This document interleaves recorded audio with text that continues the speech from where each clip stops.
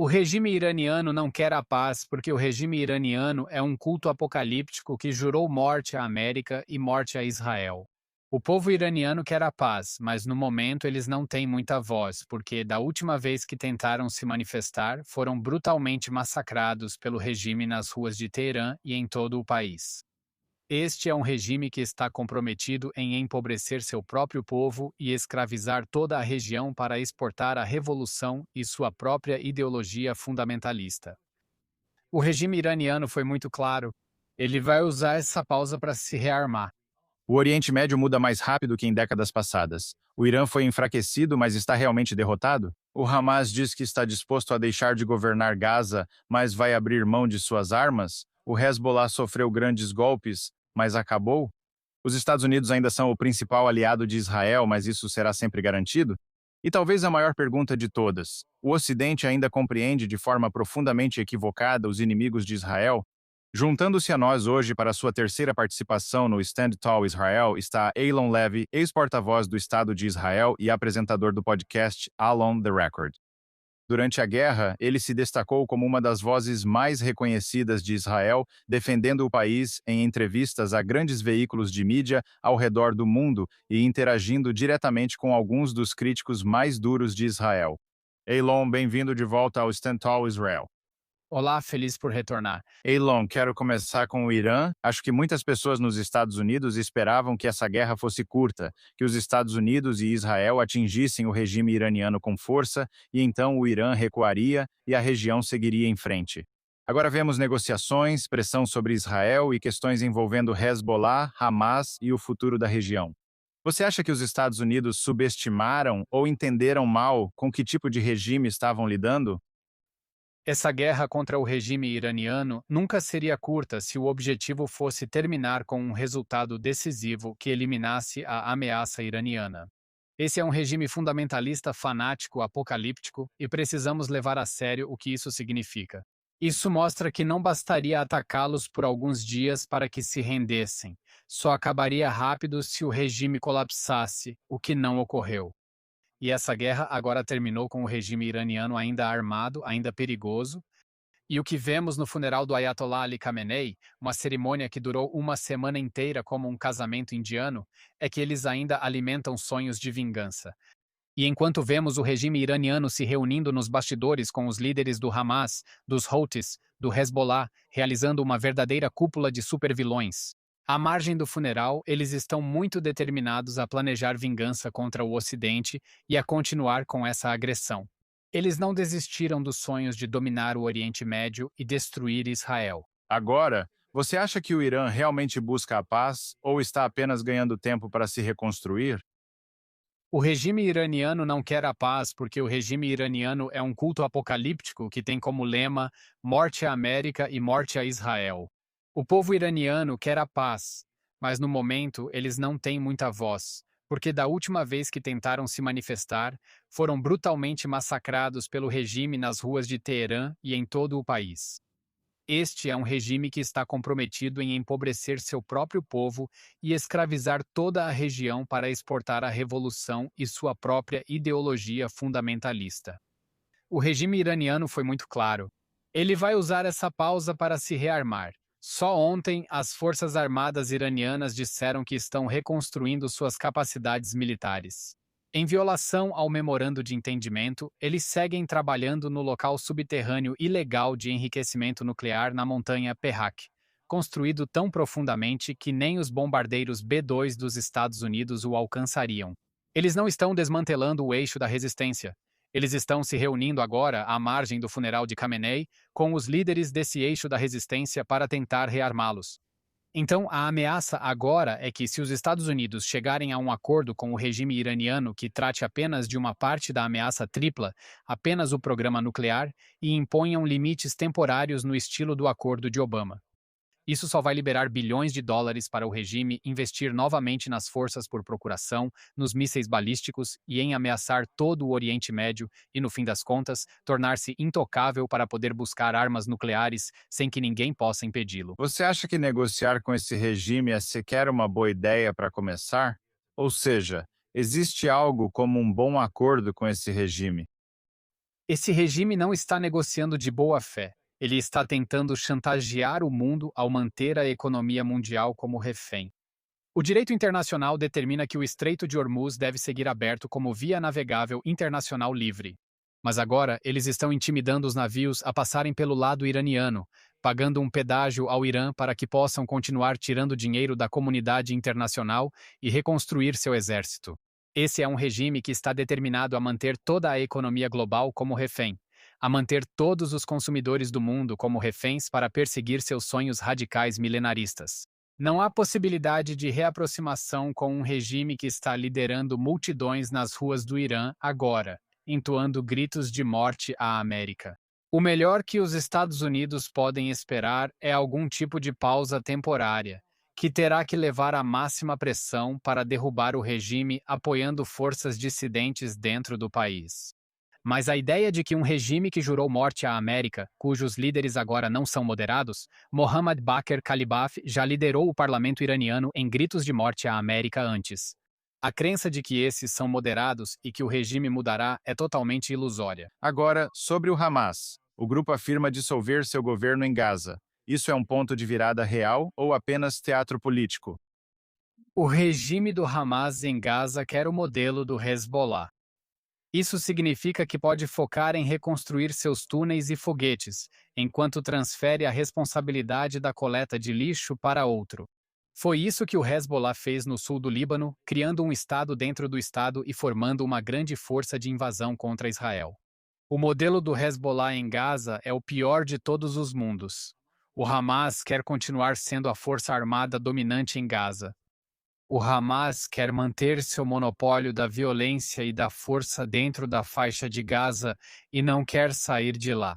E agora é necessário haver uma pressão internacional maciça sobre o Hamas para que entregue suas armas ao novo governo interino formado sob o Conselho de Paz.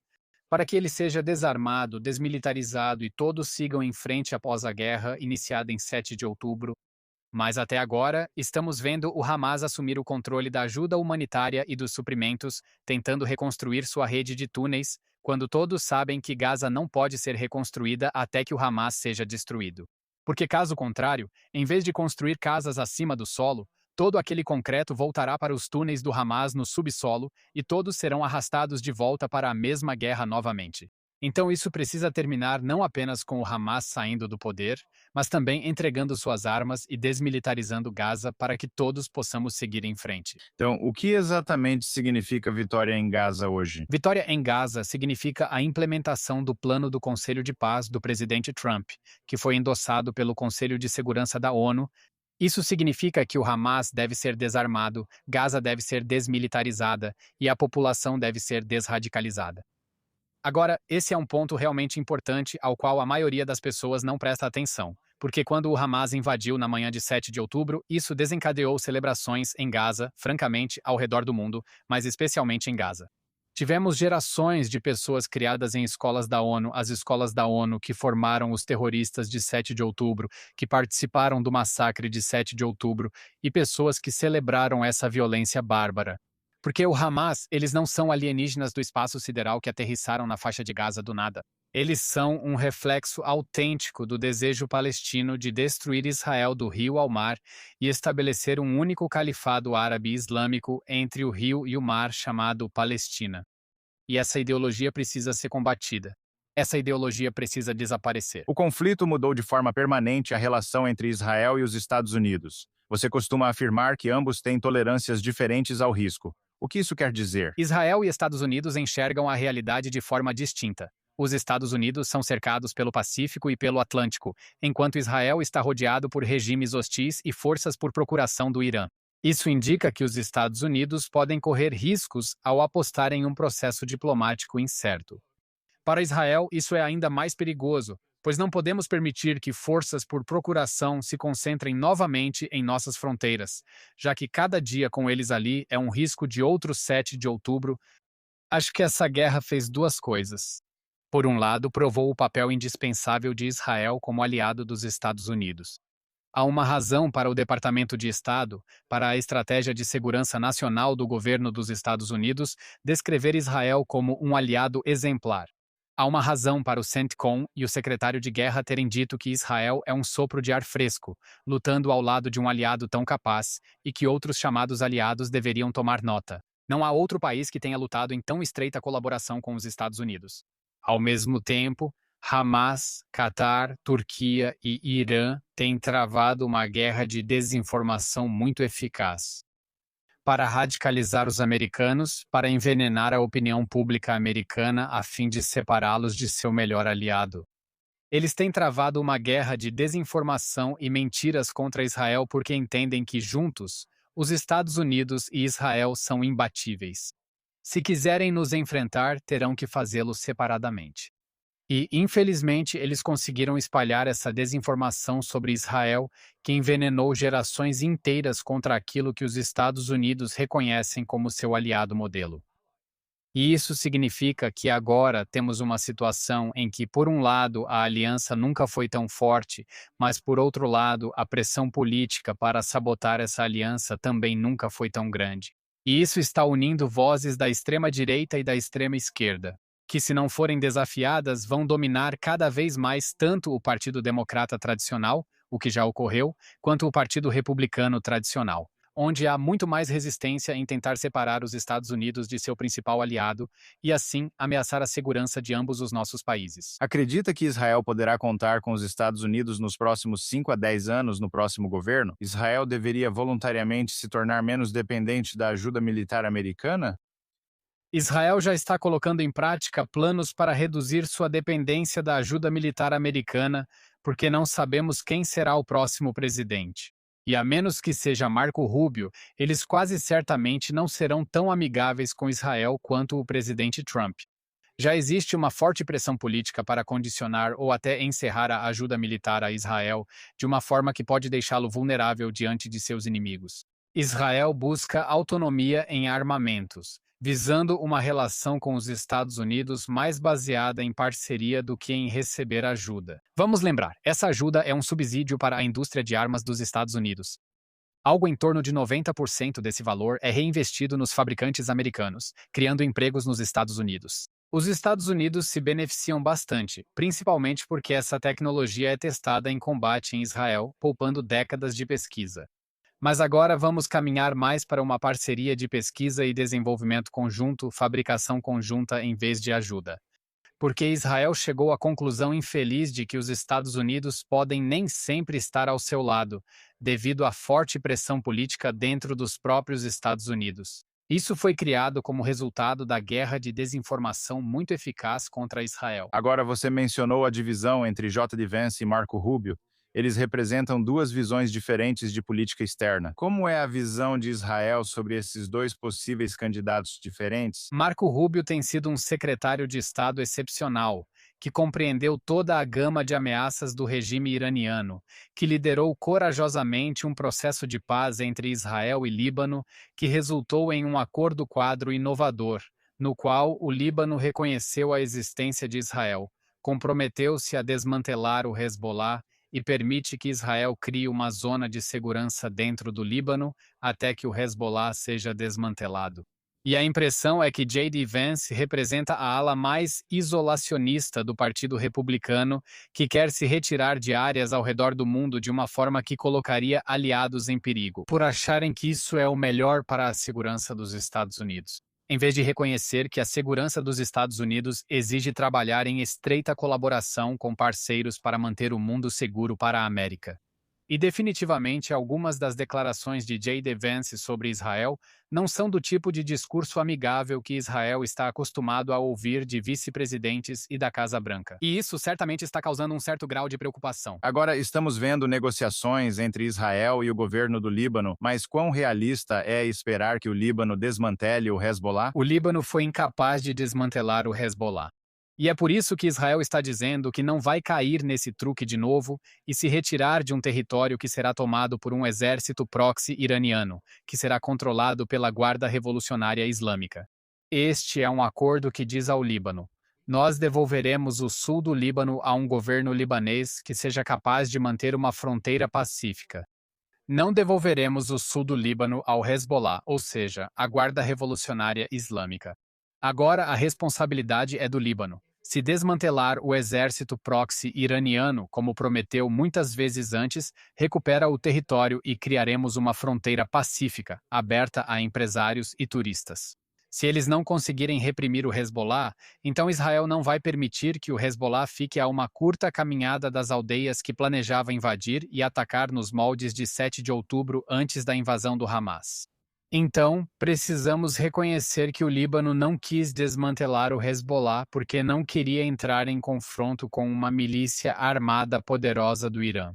Hezbollah faz parte do governo libanês, Hezbollah infiltrou o exército libanês, Hezbollah ainda conta com apoio significativo dentro do Líbano, mas esse acordo quadro agora diz, bem, esse é o problema do Líbano agora. O Líbano vai ter que entrar nesse confronto que não queria.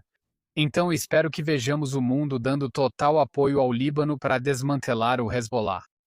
O que seria perigoso é se eles tentarem insistir em uma retirada ou concessão israelense porque o Irã está exigindo isso. A coisa mais perigosa para o Líbano agora é dar ao regime iraniano um veto, permitir que o regime iraniano atue como defensor do Líbano em vez de ter um processo de paz direto entre os governos israelense e libanês. O peso agora recai sobre o Líbano, e o mundo terá que ajudá-lo a se livrar do regime iraniano, pois só Deus sabe que o regime fará de tudo para sabotar o processo de paz entre Israel e Líbano. Ele não quer ver o Líbano como um país livre, soberano e em paz com Israel. Ele quer ver o Líbano como uma base avançada para ataques de exércitos por procuração, a fim de promover a destruição do Estado de Israel. Qual a importância do Hezbollah para o plano da Guarda Revolucionária Iraniana? Alguns dizem que é até mais relevante que o programa nuclear. Você concorda? Qual a relevância deles? O Hezbollah é um pilar central da estratégia do regime iraniano para dominar o Oriente Médio e, em última instância, destruir o Estado de Israel. O Hamas tinha um exército terrorista de cerca de 30 mil pessoas na véspera de 7 de outubro. O Hezbollah tinha mais de 100 mil, talvez 150 mil. Esse era o tamanho de um exército médio da OTAN. O regime iraniano via o Líbano como a joia da coroa do seu controle sobre o Oriente Médio. E é por isso que despejou bilhões e bilhões de dólares para manter o Líbano sob o domínio dessa milícia que responde à Guarda Revolucionária Islâmica. E o regime iraniano construiu isso para proteger seu programa de armas nucleares. Ele construiu essas forças por procuração para que Israel não pudesse atacar o programa nuclear, porque teria medo de que todas essas forças por procuração o atacassem com mísseis de todas as direções. Mas nós sabemos o que aconteceu na realidade. Hamas se adiantou em 7 de outubro. O Hezbollah não entrou na luta imediatamente, por razões que os historiadores continuarão debatendo. Foram eliminados um a um e o regime iraniano perdeu sua principal defesa do programa nuclear, o que permitiu a Operação Leão em Ascensão e Martelo da Meia-Noite no ano passado. Agora, os acordos de Abraão estão mais fortes hoje do que estavam antes de 7 de outubro. Qual é a sua avaliação da situação atual dos acordos de Abraão? Esta guerra provou a importância de uma aliança de defesa com Israel para os países que fizeram a paz com ele. Porque Israel, de acordo com relatos, não apenas enviou o sistema Domo de Ferro para os Emirados Árabes Unidos, mas também enviou o Iron Beam, o sistema a laser, para os Emirados Árabes Unidos para ajudá-los a interceptar ameaças iranianas.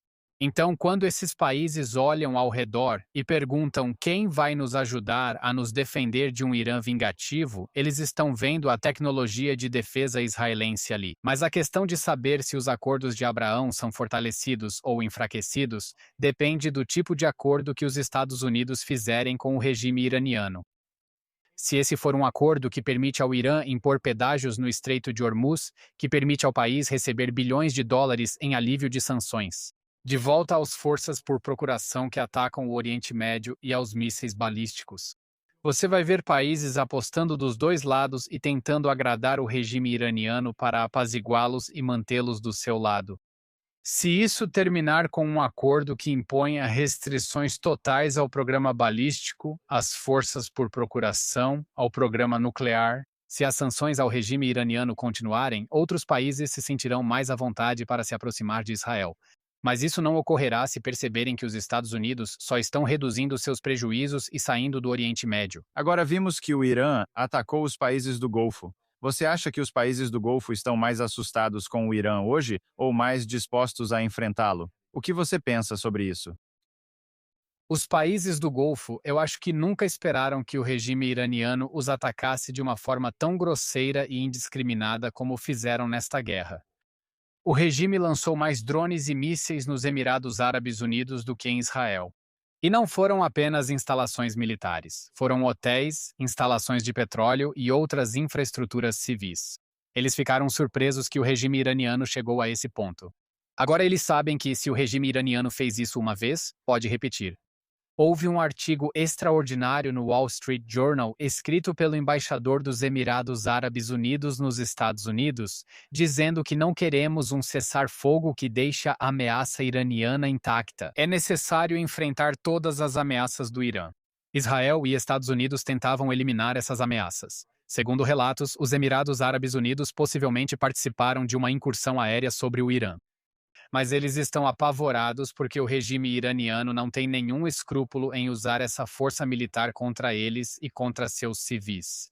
Eles sabem que, se já fizeram, podem repetir. Por que instituições internacionais como as Nações Unidas muitas vezes parecem tão hostis a Israel? E que benefício Israel tem em permanecer lá, em continuar dialogando com esses países que são tão hostis a ele? As Nações Unidas não são um clube de democracias liberais amigáveis. As Nações Unidas são a soma de suas partes, e a maioria dos países ao redor do mundo não são democracias. Um quarto deles pertence a esse grupo. O mundo muçulmano, muitos outros estão dentro da esfera de influência da China e estão ajudando a avançar os objetivos da China contra os Estados Unidos. As Nações Unidas são uma organização hostil que vem travando uma guerra cruel de desinformação contra Israel. Você vê isso em autoridades tendenciosas como Francesca Albanese.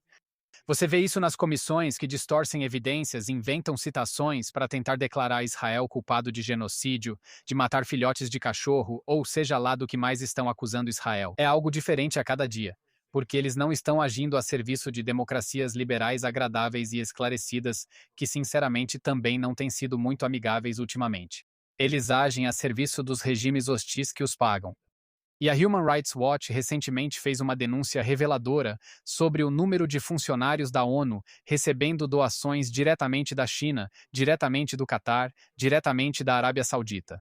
E então, quando esses são os países que pagam as contas dos funcionários da ONU, não é nada surpreendente que eles continuem promovendo uma agenda anti-ocidental, anti-Israel e anti-americana nas Nações Unidas, em vez de tentar realmente proteger a paz e a segurança internacionais. Quero te fazer uma última pergunta. O que mais te preocupa em relação ao futuro de Israel, ou o que te dá mais esperança para o futuro de Israel? A guerra de desinformação contra Israel tem sido mortalmente eficaz em convencer grandes setores do Ocidente de que Israel é um país genocida, de apartheid, que come bebês e merece ser destruído. E corremos o risco de ver uma erosão ou colapso do apoio a Israel no Ocidente. Isso me preocupa como israelense. Isso também deveria preocupar você como americano, porque a retirada do apoio americano e ocidental a Israel encorajaria os movimentos palestinos extremistas que querem destruir Israel, do rio ao mar. E o colapso do Estado de Israel seria a maior vitória do islamismo político desde a queda de Constantinopla no século XV. O colapso de Israel nas mãos dos exércitos terroristas do regime iraniano, chegamos assustadoramente perto disso em 7 de outubro, seria o maior incentivo para extremistas islâmicos e jihadistas em todo o mundo, que então passariam a mirar seu próximo alvo na Europa, ao redor da África e, por fim, também nos Estados Unidos. E eu gostaria que as pessoas no Ocidente entendessem como Israel está na linha de frente, com o dedo no dique, segurando o avanço desse islamismo extremista. E as tentativas de separar Israel do Ocidente por meio de uma campanha de mentiras correm o risco de enfraquecer Israel de uma forma que abre as comportas para que o jihadismo invada o Ocidente. Isso não é uma ameaça apenas para nós, mas para o mundo todo. Eles precisam entender sua origem para conseguir deter a tempo. Eilon, quero te agradecer pelo seu tempo. É sempre um prazer ouvir sua perspectiva sobre tudo o que está acontecendo na região, e espero tê-lo de volta no futuro. Foi um prazer enorme. Prometo que faremos isso. Obrigado.